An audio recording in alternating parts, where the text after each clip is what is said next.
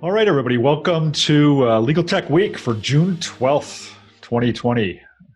This is Bob Ambrogi, and we're being joined by a guest this week, Rohan Pavuluri, the CEO and co-founder of Upsolve, to talk about an article he wrote this week that was kind of in the news. A lot of people were talking about it. We also have a new panelist joining us this week, Victoria Hudgins from Hey guys, Tech News. Victoria, how you doing? Welcome. doing good. And other than that, some of the usual panelists are back. Let's go around and just quickly introduce each other. Yourselves. Molly, start with you. Hi, I'm Molly McDonough. I'm a legal affairs writer and editor and media consultant based in the Chicago area. And Joe. Joe Patrice from Above the Law. I'm in New York. I guess now we should say where we're all from, because we're all from all over the place, I guess. Yeah. We are. Nicole Black. I am the legal technology evangelist with MyCase law practice management software. I'm also a legal tech journalist. I write regular legal tech columns for ABA Journal, Above the Law, Daily Record. I also write for the MyCase blog, and I am in Rochester, New York. You've got one of those great titles. Who was the guy like a week ago or something who had the title of "I Get Shit Done" or something like that? Yeah, that was better than mine. I saw that one. I thought, Stephen Allen. Right. That's a good one for sure. And Caroline, what's your title? Yeah, pretty much I get shit done too. Other people might not say that. Caroline Hill, editor, legal IT insider, aka Your Drag. I'm based in the UK, in East Sussex, which, as I was just saying before we went live, is where Winnie the Pooh is from. And Caroline is thrilled that we're doing this earlier this week because it's not past her bedtime when she's joining us.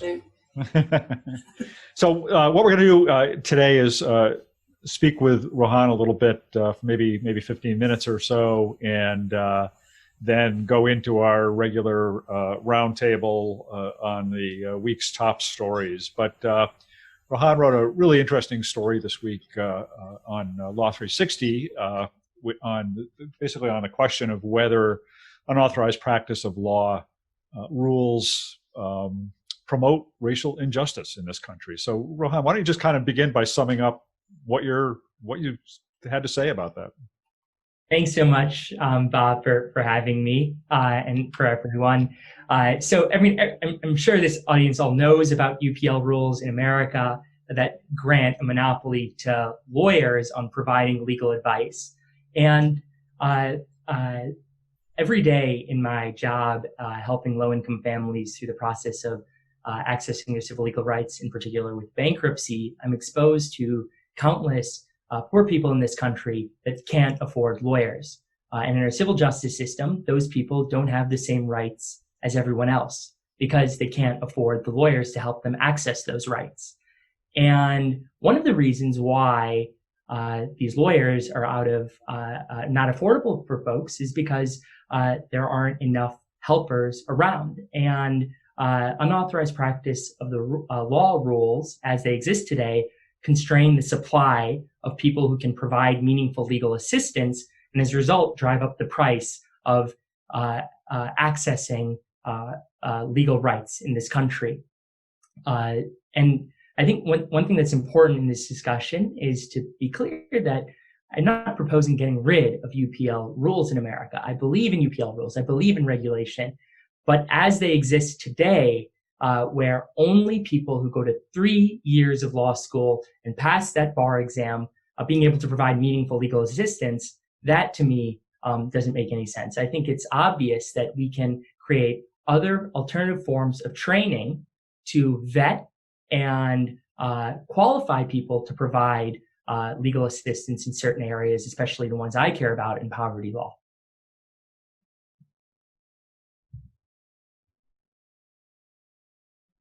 I think you're muted. Having all sorts of technical difficulties. Our Facebook Live just went dead, and I'm just trying to restart that.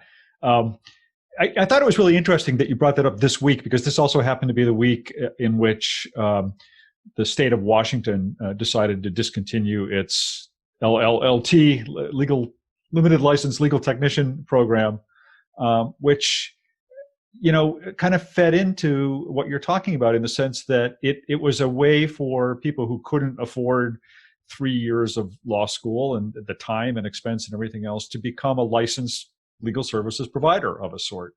I was really disappointed to hear that news. I mean, did you have any thoughts on that? Yeah, I mean, I think that program failed for two main reasons. One, the barrier to entry was way too high. And two, one of the reasons the barrier to entry was too high is because the wrong people were the regulators. If you have a Supreme Court and a Bar Association as the regulators, then it's obvious that a program like that is destined to fail from the beginning. So I think that those are the main two reasons why a program like that didn't succeed. And but I think we learned a lot. And in my industry, in technology, when something doesn't work out, you don't give up, you iterate. And the vision of the program was in the right direction.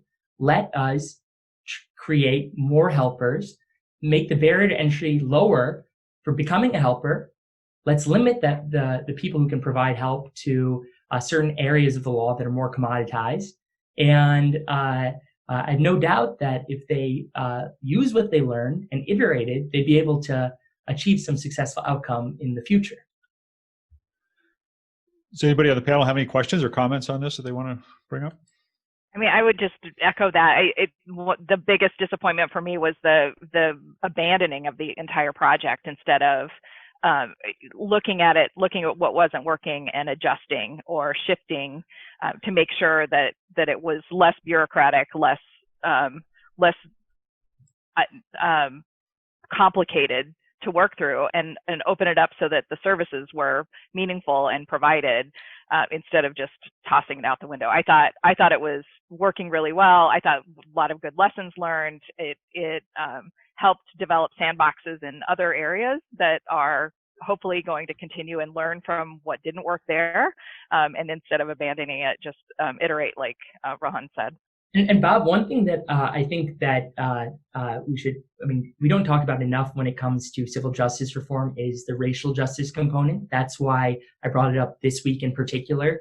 In the criminal justice reform movement, they've talked about how Black men are 6 times more likely to be incarcerated. And in the civil justice, we often talk about socioeconomic status, but class and race are intertwined in America due to centuries of oppression since slavery.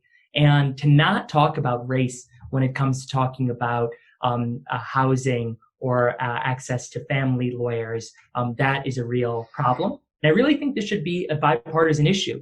On the right, the conservatives should really focus on how the existing monopoly we've given to lawyers is anti-democratic, and that it has an unnecessary bureaucracy associated with it. I mean, you have the Koch brothers arguing against licensing laws across the country and for things like hair braiding, et cetera.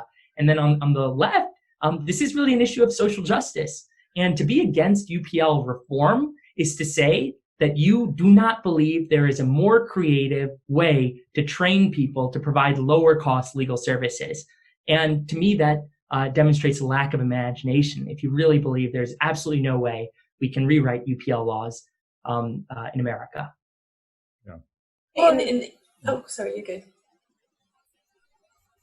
Nikki? Oh, one of the things in the UK, so we've obviously got a lot more deregulation in the UK. Yeah. And one of the things that they've done is open up the entry to the profession as well, which I think is essential in terms of recognizing. So rather than just having one route where everyone has to go the same line, which means that it's less likely to be diverse, down to cost and all sorts of reasons. Actually, if you're a paralegal or if you're all sorts of different things, they've now made it possible for you to move into a training contract much more easily within a corporate department or whatever it might be. They've opened up all these different channels to make it much more accessible. And I think that's also probably a big factor, in terms of being more all embracing and recognizing we have lots of different statuses as well in terms of the types of paralegals and assistants, etc. So I think that, and actually I must revisit in terms of, because that was fairly recent, but it'll be interesting to monitor that and in terms of what impact that has had on diversity. And I mean, we also need to, I mean, unfortunately, this is kind of a wonky subject, UPL reform. I think it's one of the most important topics in a democracy I mean, accessing your rights is just, it's a civil rights issue. I mean, UPL reform is a civil rights issue. And it's a shame that we haven't brought it to the forefront of our national dialogue. I mean, that's something I'm obviously trying to do. But it really limits the amount of democracy that some people get because it limits who can actually afford to access their rights. So I really see UPL reform in this specific moment as potentially rising in our national dialogue. That's my hope. Did you get much? What kind of feel? It sounds like obviously everyone's been talking about your article. Has there been anything, you know, in terms of what sort of feedback have you been getting? Do you think it's obviously been helpful in raising the issue? Has there been any kind of reaction that you think has been really helpful? Yeah, I mean, I am very hopeful of opportunities in Utah and California. Obviously, people are talking about those right now. I had a chance yesterday to talk to one of the committee members of the Utah reforms that are going on and hoping to get more involved and trying to be helpful there. I think one of the challenges is, of course, attracting people to provide these alternative forms of legal services, and figuring out a way to encourage that at scale is also an interesting operational problem that requires strong leadership in each of these states. It's not like you can just change the rules and overnight all of these alternative service providers are going to show up.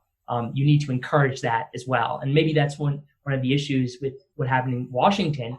If you build it, people will come. If you change the laws, people aren't going to come. And you need to encourage alternative providers. Well, I am a little conflicted on the UPL amendment. And I come from and this is why. I was a public defender for years, and I was on the board of Monroe County Legal Assistance for years. And the Monroe County Legal Assistance Corp provided people of low income with access to the civil side of the criminal justice system, and free attorneys if they qualified through that. So I've always felt like it's the government's responsibility to provide this, but the problem is that what has happened, even under Obama, because the Republicans had the majority in the Senate, they have essentially defunded LSC. So that's the problem. That's the way I think it ought to work. But the problem with that is that it is a political issue, and as a result, you can't have access to justice. And even then, LSC did not provide incredible access to justice. It just filled a small gap, sort of, or a large gap, sort of. But, at the end of the day, that's the problem, is because it is a political issue, that access comes and goes depending on who has political power. And that's the problem with that. But I still think that that's the way a society should operate.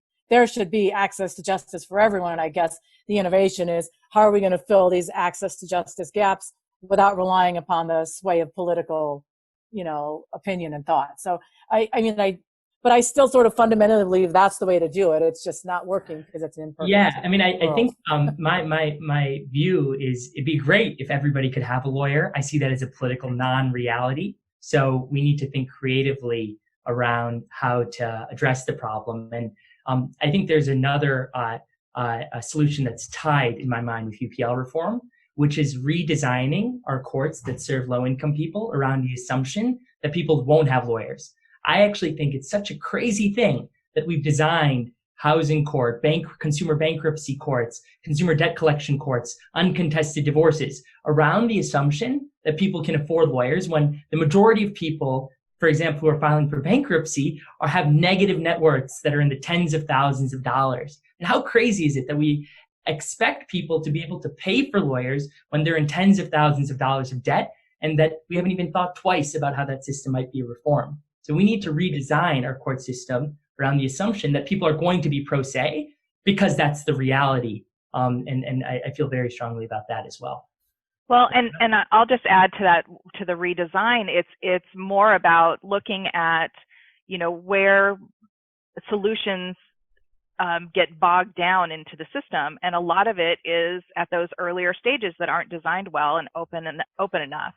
And so if the courts themselves opened up the processes to make them less complicated, more accessible, automated forms, easy to use tools, in multiple languages, in plain language, and with navigators to help people through that process, then it frees up the courts and lawyers to take on that high-skilled work that ends up being disputed, and that's a fraction of what we see actually go to court.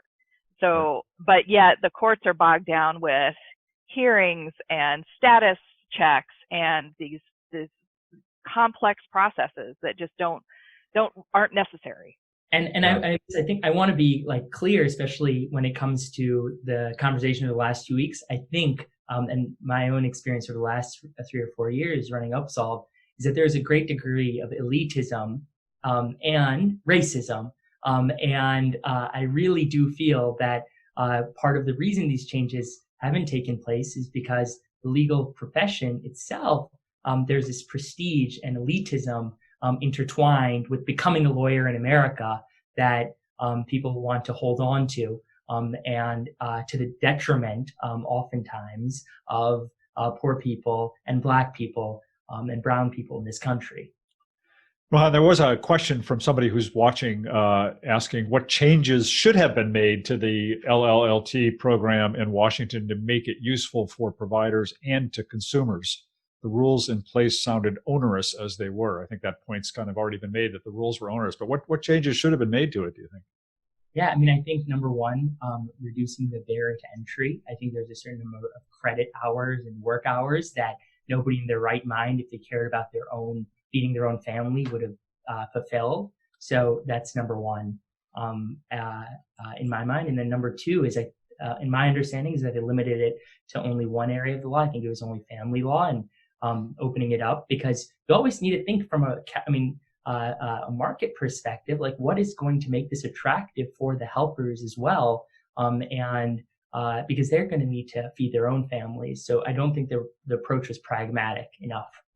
Yeah, it strikes me one of the problems with limiting it to one area of law is, and this is a problem I have a lot of times when in the media business too, when people want to do a new thing, the answer is not do a lower scale version of what you want, but instead to build a part of the thing you want. The difference between, I want to build a luxury car, instead of starting with a bad car, you start with, why don't we get in the axle business, which doesn't really give you enough to build on or to see whether or not you're succeeding. And when they decided to just be limited in practice area, that means you don't get the opportunity to get people coming in from different vectors. Only people who are interested in that one thing. And that means it's a small enough sample. It's always kind of destined to not get the results you want. Right. And that's, and that's sort of one of my fears in Utah is just a small population. There's a risk of there being an innovative solution, but just the fact that it's in a state and it's in a small state. I mean, that's one of the big problems with legal tech innovation in America. I mean, B2C consumer legal tech, which is specifically my field and one that I care deeply about. I mean, one of the reasons is there's so many different state by state differences. And all of a sudden, when there's these UPL differences that are state by state, and you subject yourself to regulators in every state, I mean, what entrepreneur in their right mind who's trying to make a big impact on the world is going to choose consumer legal tech as the place? So I see just unless states are working together moving forward, there's going to be problems in attracting entrepreneurial solutions. And ironically, there were proposals pending in Washington to expand the LLT program into other practice areas. I think it was housing and maybe consumer debt. There was one other one, I forget what it was. And that also probably would have helped address the budget issue, because part of the issue here was just the cost of running the program. And the more practice areas you're in, the more people you can attract to be participating in the program, and the less strain on the budget you would have. So, well, anybody have any other questions for Rohan before we let him go? Well, I really appreciate you taking the time this morning to be with us and share your thoughts on this. It was a really great article, really provocative. I'm glad. I really liked seeing it sort of reframe the UPL issue in a way as a racial justice issue, because it's so often an access to justice issue, which is they're not separate things, but it's a different way to think about it and look at it. And I thought that was great.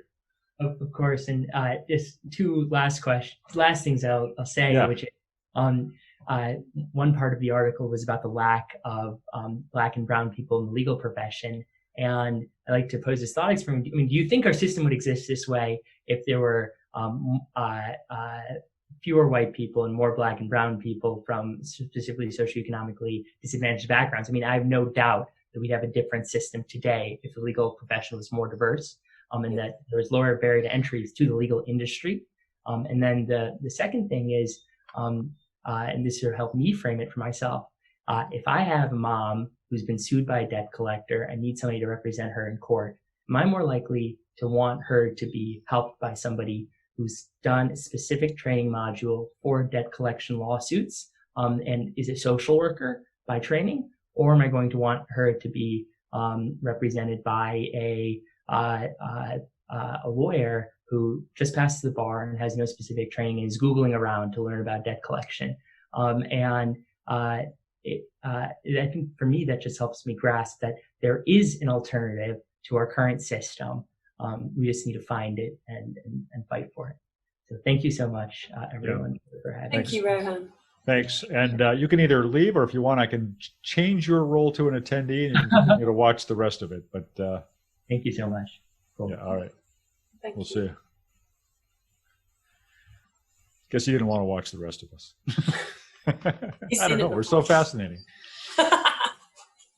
All right. So we, usually we talk in advance about some of the stories that we want to throw around here on the roundtable. We haven't really done that this week, so we can surprise each other a little bit, but free for all. But since Victoria is new to our panel, let's Victoria, give you the honors of kicking off with something that's something in the news that struck you this week. What were you looking at?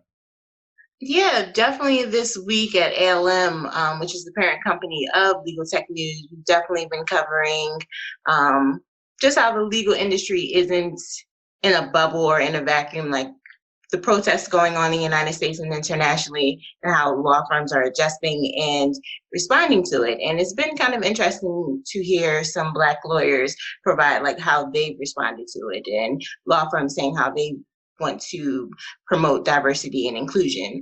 And an article that I wrote this week looked into mostly solo practitioners and lawyers at small law firms that decided to use social media, Twitter or Facebook, to post that they would provide pro bono services to peaceful protesters that were arrested.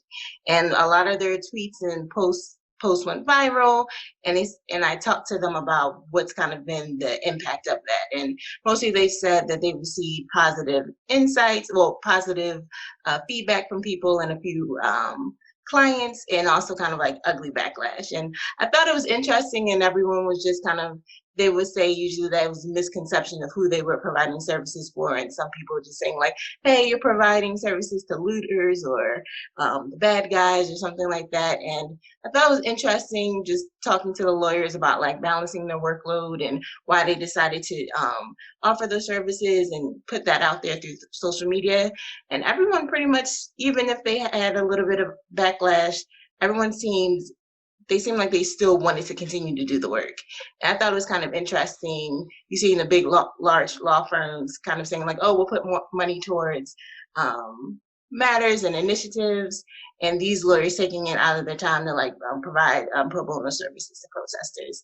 That was kind of interesting to see a law firm's initial response.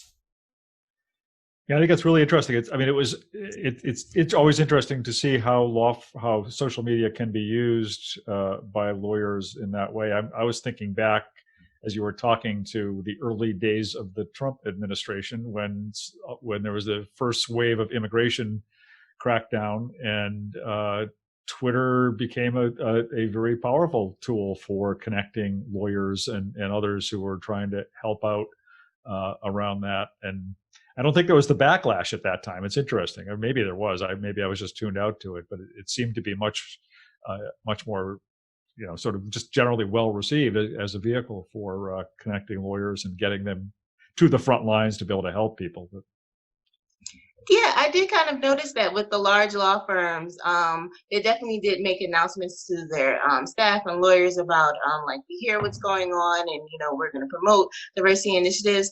I think it was one of the larger law firms. I can't remember the firm, but he said he wants to put together like a consortium of big law and legal service providers to provide like pro bono services. But I thought it was interesting that it was the lawyers in the small firms, regional firms, that decided like, hey, I'm actually going to put my resources towards helping people that are that were peaceful protesters that were arrested in their area. So I thought it was interesting. Well, it's funny that Caroline, you go. Well, it's funny that I just think it's funny that you even mentioned that, because I just got an email this morning from lawyer in Western New York, in Buffalo, which is an hour west of me, in response to my Above the Law article, which I wanted to talk about later. But it was about information for protesters to help them protest and preserve their rights. And he was letting me know that he represented what was willing to represent protesters for free. And so I shared that. I run a Rochester, New York rallies page where I share information about all the rallies. And so I posted that on there so that people that get arrested will know. But it's funny they mentioned that, because there's someone right in my area that's doing that. They wanted to make sure that I knew about it as a journalist so that I could share the news. So it's so interesting to see. And it's great to see lawyers willing to use their skills in this way, pro bono, to help, move this effort along and support it. So I think it's great that you highlighted that in your story too, because it's an important way that lawyers can make a difference. So what I was going to say, so it seems like, I think we said last week that anything's better than silence, and a lot of law firms have been making statements and talking about racial diversity, which is good, and they're talking about pro bono and giving more money to organizations. But I'm just wondering what you've seen in terms of making commitments. So obviously you did a really interesting survey of the top 50, or maybe that was the UK arm of law.com, but where it showed that statistically the top firms in terms of racial diversity had less than 5% of people of colour within the firm.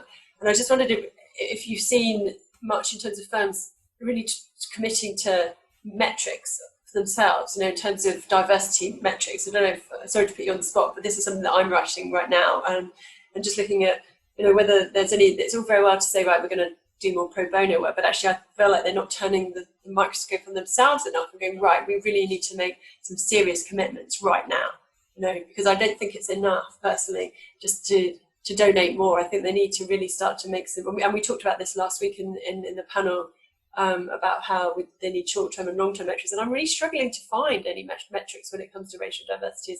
Am I just missing it? Yeah, that is something, like when I first saw like the roundups of responses that law firms were making, they weren't, and I can understand why they they're maybe hopefully putting together the plans of like how they're going to fix inward in their firms, and like the diversity issue is that in their firms, and kind of like Black lawyers coming into the firm and feeling isolated and leaving the firms because they feel like there's no way for them to be promoted and to be really a part of the firm. I really haven't seen that yet. My hope would be that they would just say, we're not just going to write a check and say like, oh, we have a diversity officer, and not arm them with actually keeping people accountable, the management level. I think that's something that needs to happen. And I think hopefully it doesn't just get lost and kind of like, oh, this is a police brutality issue. It's more of a structural racism issue, and that includes working environments. And law firms, like a lot of job industries, haven't been the most welcoming for diverse talent. And I think that's something that law firms hopefully will start to say, okay, we need to be more concrete on what we're going to do and what our steps are. So I'm starting to see it. I think I saw a local firm in Philadelphia. They, I think, hired a chief diversity officer. So hopefully that's something that you see more of, and they're actually able to implement concrete steps to make Black lawyers feel more encouraged and welcomed and feel like they can build their book of business and feel like it's not a dead end just being an associate in big law or mid-sized law. Well, Victoria, one thing that I've noticed at a lot of the protests I've gone to is this: not just fill the quotas, but it's put Black people in positions of power on the firms that make the decisions, or on the committees that make the decisions in the firms, and provide them with promotion paths that don't just so they're not just stuck at the bottom. Are you aware of any firms that have actually, I mean, I'm guessing the answer is no, but I wish it was not no, but have actually provided commitments to do that rather than just quotas or create diversity committees? I haven't seen that yet. My colleagues, maybe on the business of law, they might have a little bit closer of an ear on that topic. But I know a few months ago when I saw an article, I believe on the American Lawyer, where they were talking about with COVID-19 and the recession, could diversity strides that some law firms were making, could that go away when budgets are starting to tighten? And I read that some of the chief diversity officers in a few firms, they said no, because, of course, diversity dipped after the Great Recession, but we think we have more concrete plans. So I think it's still up in the air what big law will do, and kind of like turning the mirror on themselves and saying like, okay, this is an issue that we have, and it's something maybe that they need to look into, like the law schools that they're recruiting from, making sure when they have like these mentorship programs, is it really doing anything? Are they making sure that they're putting their Black associates in front of clients and building their book of business? So I think hopefully it's something going on. I haven't read about it yet, but hopefully it's something. So there seems to be, sorry, Go ahead. There's interesting stuff coming from clients. I think some of the pressure is going to come. So obviously we've talked about, there's been some stuff about Intel. So Intel has now said that, that by 2021, I might have that wrong, but so it might be 22. I think it's 21. But anyway, they've given a concrete diversity statistic that they expect to see this percentage of women and this percent of people of color, or I think so ethnically diverse. They want it to be at least 10% ethnic diversity, and I think that's the right way forward. But I think that the law firms are just not doing enough, and they need pressure from the people who pay the bills. And I think that Microsoft have also put together a really quite impressive program where they have several metrics where they look at in terms of the people that are working on a matter, and they grade their law firms following these metrics, and they've made these. And I think that more clients should be doing that, because actually that's where the law firms will really start to take notice. If they're not doing it themselves, I think the clients have to drive it forward, and obviously some of them are, but I think that needs to be something that there's much more collaboration. And I'd quite like to see some kind of group where there's a way of, I don't know, maybe this exists, kind of collaboration where people pool their ideas and pool, I think there's a strength in numbers aspect of this as well. Yeah, I'm gonna move on to the next one, only because I know both Molly and Nikki have other programs to get to after this is done. But I did just want to point out, I just dropped a link of an article that was on Bloomberg Law this week that looked at some of the statistics around diversity in the legal profession, pulling from U.S. Bureau of Labor Statistics data and a few other sources.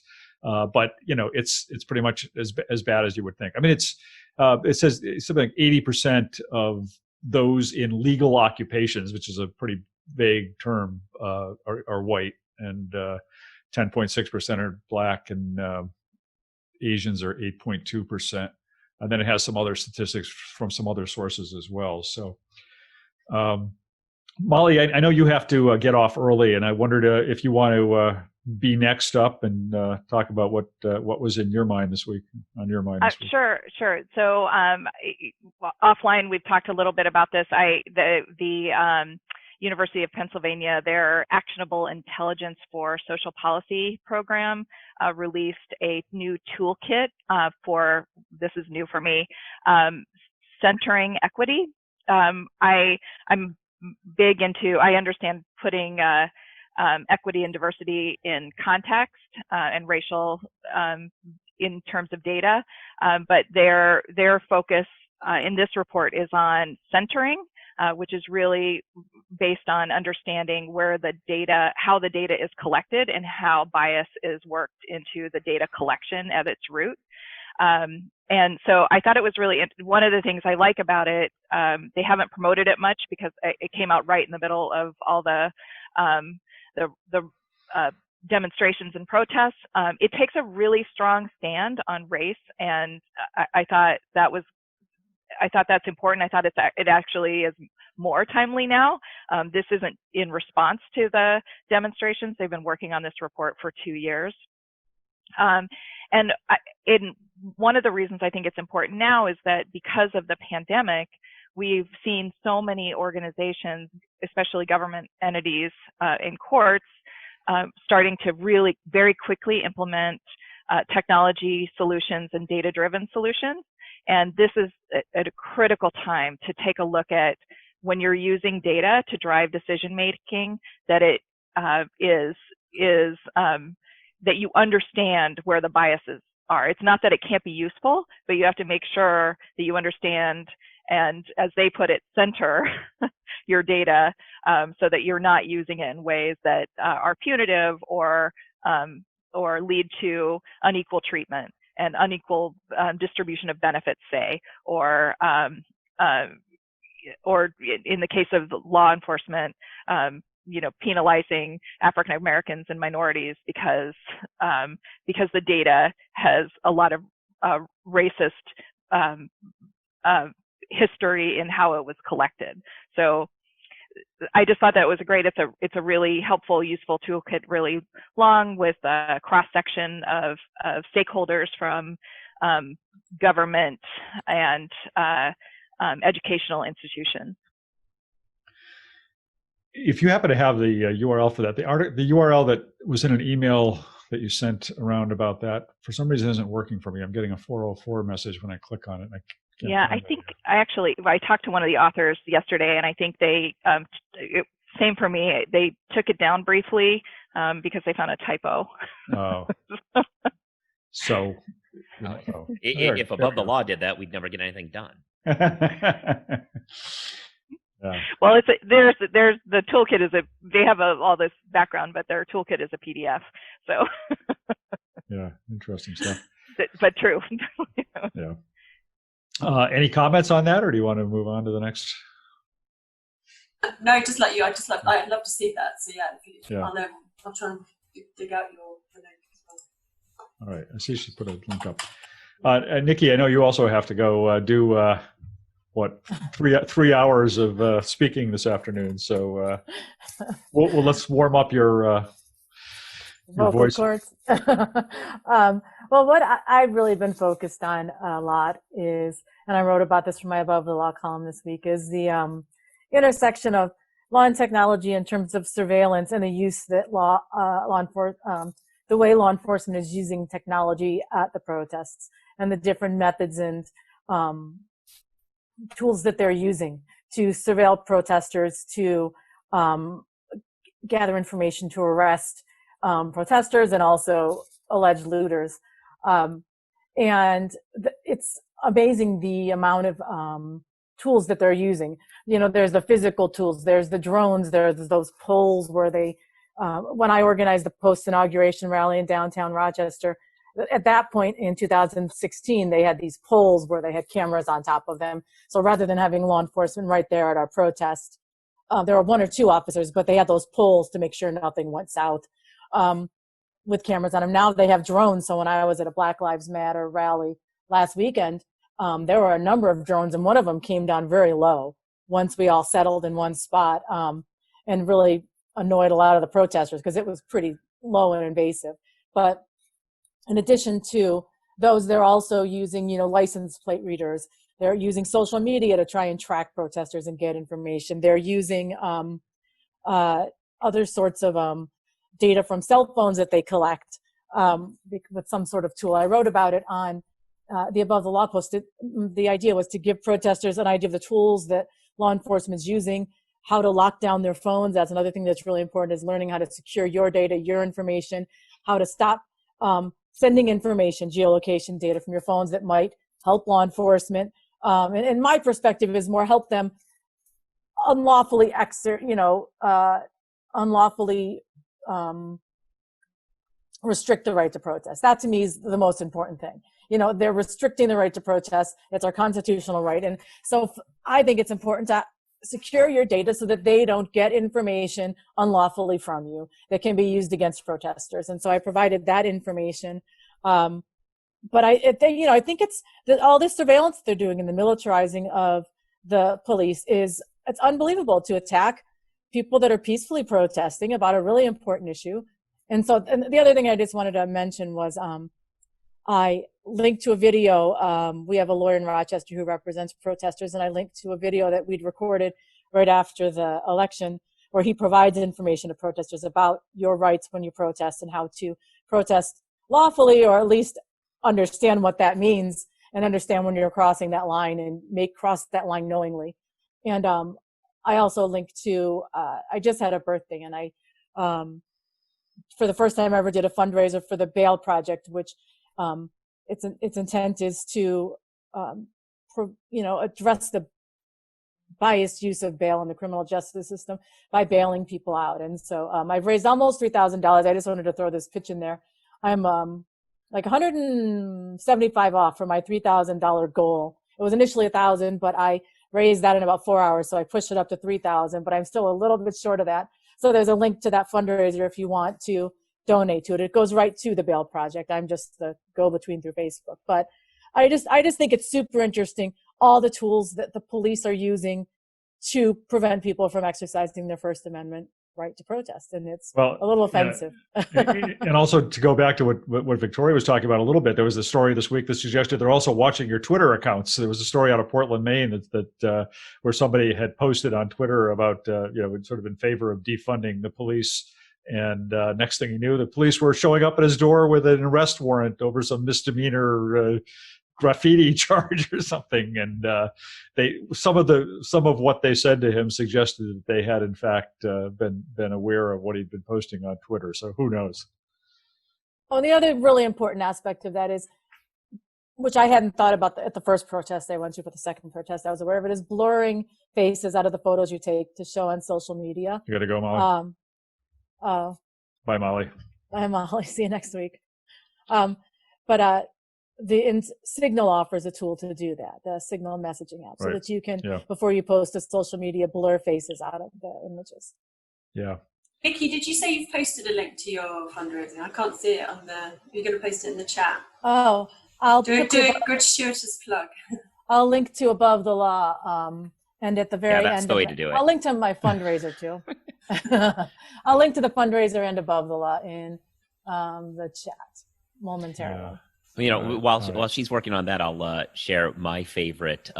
The government is monitoring your Twitter story. I don't know if people saw this, but I believe a journalist tweeted something out saying, "If I mysteriously disappear, this is why." And what he had done is reached out to the official CIA account saying that he had information on the communication devices that Antifa uses to keep in contact with each other. And they needed to follow him so he could DM them. The CIA official account immediately followed him and asked for the stuff over direct message. And he responded, yes, they are utilizing some sort of technology called UpDog. And they responded with, what's UpDog? And he said, nothing, what's up with you? To the official CIA account.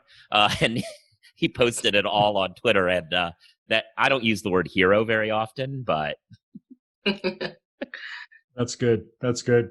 You got any other stories this week, Joe, that you want to talk about?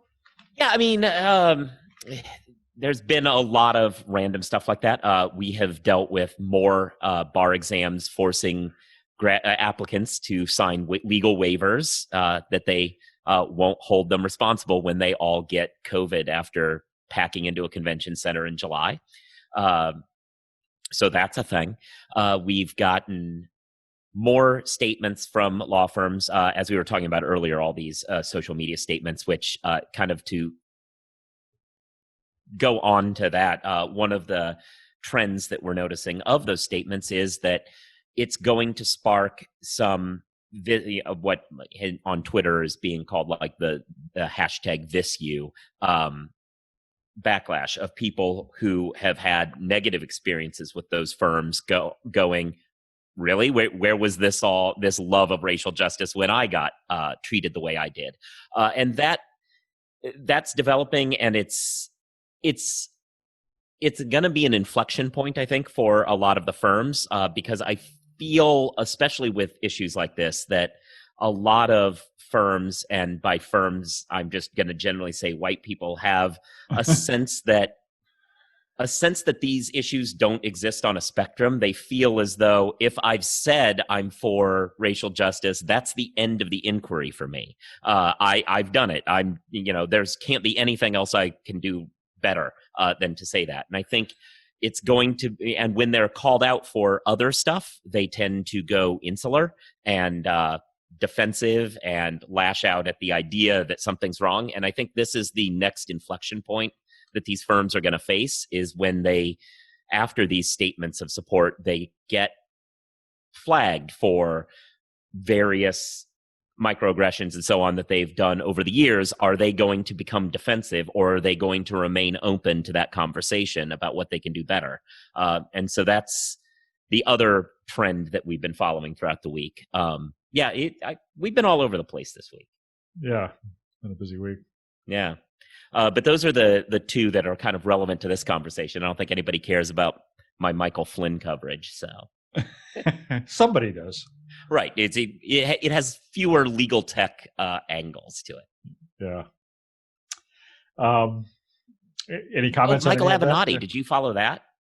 No. Avenatti, now he was banned from using his computer because he couldn't have anything that connected to the internet. And the government filed this really bitchy motion saying, it looks like he participated in the drafting of some of the filings in his own defense. That means he must have had a computer.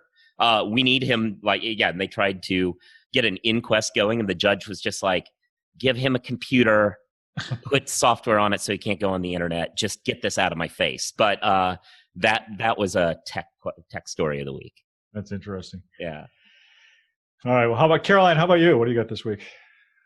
It's been a mixed week, actually. So I might just do a little short mention of a few things. So one, I wrote again about Zoom, about new vulnerabilities that have been identified, and what was more interesting, I think, than my story, which was just looking at something that Cisco Talos found and wrote about in terms of web security vulnerability, was some of the feedback that I got after it. I got quite a lot of people coming back to me saying, what have you got against Zoom, right? And someone was like saying, you've got an agenda to try and promote Teams, or what? And I was like, actually, well, that's interesting, because you have to listen, perhaps. And they were saying, well, look, quite a few people actually have come back to me and said, I don't think there's enough positive coverage of Zoom and the amazing stuff they've achieved. We've obviously talked quite a bit about Zoom, I think, in the few weeks that we've been talking. I think actually Zoom's probably come up disproportionately, often. But I think that's an interesting thing, that there's the reaction was more of interest to me, that people are saying, we really think that this is saving our life, and what have you got against it? And I'm like, okay, I'm not against it, just fix, and I should mention that the thing about the article was that the whole point of the article was that you need that although Zoom is doing its own patches, that you can't just rely on that you need to make sure you're using the latest version of the software, and there's some assumption at the user end that Zoom is fixing all of the stuff, when actually you need to make sure you're on 5.0, you've got the latest, or else the vulnerabilities, or else you won't be protected from the vulnerabilities, which kind of goes without saying, but perhaps not obvious to everybody. There's a new app to help people get back to the office, which is like a kind of space design type app from Fliplet, which is really interesting. They can kind of create zones on different floors and work out who's in, who's out, and you log in with a you sort of scan a QR code to get in, and there's a lot of interest in that from law firms who, although obviously some people are saying they're going to continue to work from home, they're obviously now really working out how the hell they achieve meaningful social distancing, and also monitoring in terms of if somebody gets sick. So they're now into the weeds of really thinking about the how they're actually going to achieve it. So there's quite a lot of interest in that. There's quite a lot of movement, which is interesting, and people taking up new jobs, which is quite an interesting time. That's to me, I think that we're kind of getting into the, lockdown is normal. It feels like there's a bit more movement in the jobs market. People are being promoted. Obviously, there's there's still a lot of people being furloughed, and obviously, that I'm not suggesting that things are better, but actually, there's a lot more movement. You're agreeing, Bob. You've obviously seen a bit of yeah. Just today we saw Haley Altman, the announcement of Haley Altman moving up at Latera, and it's which is great. And as I said, all her karaoke crew will be a fan of that. It's great to see. It's a thing, it's nice to see some positive. It's been some positive. There's been some IT director moves in the UK. Tony McKenna's left Gowlings to join Howard Kennedy. It's felt like quite a normal week by COVID standards. Yeah. I thought the one piece of news this week that kind of was more consistent with the times, but something we all saw coming was that ILTA-Con will in fact be virtual. I mean, I think we all knew that was going to happen, but they made it official this week, and promising bigger and even better in all virtual environment. One of the big conferences of the fall that we haven't yet heard from officially on that is the ClioCon conference, which I know, Nikki, is one of your favorite conferences to go to. Joking. But I was on a webinar with Joshua Lennon from Clio this week, and he did say there's going to be news coming very soon about the state of the ClioCon conference. So I'm guessing we're going to hear shortly that they're going to decide to have that be virtual as well. But I'm seeing actually in Europe that some conferences are now trying to start back up as physical conferences for the fall. There's one in Prague in September that I'm scheduled to speak at, I guess. I don't know whether I can get there, but they're going to make a go for doing a live physical conference. So when do you? I was just talking to someone else about this. When would you personally be comfortable going to a conference like that? I mean, granted it's fluid, right? Like you never know what it's going to be like, but I feel like I'm not there anytime soon. I don't know. I mean, I'm wondering about like Legaltech and Tech Show next year. Like I'm wondering if those are going to go forward. What do you guys think? So I'll say this, and obviously you don't know what all's going on, but I have been, a few people have told me that who work in government adjacent jobs that CDC officials are briefing them that they should plan on February being all clear. That they believe that the CDC, for what it's worth, reportedly is saying to officials that they expect vaccine distribution to begin in December and to be all clear in February. So that's what the CDC is telling like universities and stuff. Wow. So who knows whether that's true? Obviously they can be wrong. And I'm, that's just reportedly what I'm hearing from the academic sector, but yeah. Yeah. I went to a restaurant last night for the first time in 3 months or something. So that was exciting. And had to sit outside and it was cold as hell because it was raining and they had a roof over us, but it was yeah. But they're open. That's amazing. We're just this week. Yeah, just this week they opened some restaurants for only outdoor seating in Massachusetts where I am. Amazing. We're outdoor seating. We're outdoor seating for now, but I think my area is scheduled to go indoor like next week, I think. Yeah. Amazing. I think upstate New York it's today. Yeah, I think you guys are today. Yeah. We're July, I think. They've said not till sometime in July that bars. But Bob, what did you make of ILTA's the event? I mean, I thought it was interesting. I'm really so fascinated to see how that they've obviously talked about lots of social events online and creating, trying to emulate some of the stuff that we know is so brilliant about ILTA in terms of the networking and the social stuff. I can't wait to see how they do it, but it's some of the stuff that they were talking about in terms of the drinks, the taste. I think they even mentioned something like tasting, did they? Or maybe I made that up, but like all these kind of social things. And I'm like, how the hell are we going to achieve that online? I hope that we can, because everyone's going to be really sad not to go ahead. But I just can't. Tio. Yeah. Maybe I'll talk about this another week, but yeah. I mean, the few yeah, virtual conferences, the ones I've been to, it's been the whole networking part of it has kind of been a fail so far. The presentations are good, and it's nice that you're able to open it up to a lot more people who wouldn't be able to attend the physical conference. But as a networking event, it ain't the same, I got to say. And it's great. I mean, that's what's so fascinating is that I haven't seen with other conferences that they haven't really promised that, you know. But I actually missed what you're saying, Nikki. You're talking about TA, which we still didn't really talk about, which is when you have your own avatar, obviously, on this platform, which I haven't yet played around with. But. Yeah, we didn't get to. We actually had a question on Twitter about what is the preferred way for companies to present a potential story or get a new product solution covered? I guess, in other words, how do you like people to pitch stories to you is basically the question. But we are running, we are going on an hour here, and I think we need to call it quits. So maybe we can make that top of list for next week and give Jason an answer to his question that he posted on Twitter. But yeah, sound good? Sounds good. Sounds good. Yeah, Sounds I know good. everybody's going to. All right. Well, thanks everybody for participating again. Thanks everybody in the audience for listening, and we'll be back next Friday at a time to be determined, I guess. Early. All right. You like early? Okay. Thank you. Hi, everyone. Nice to see everyone. Thanks, Thanks guys. for listening. Bye. Bye, guys. Bye.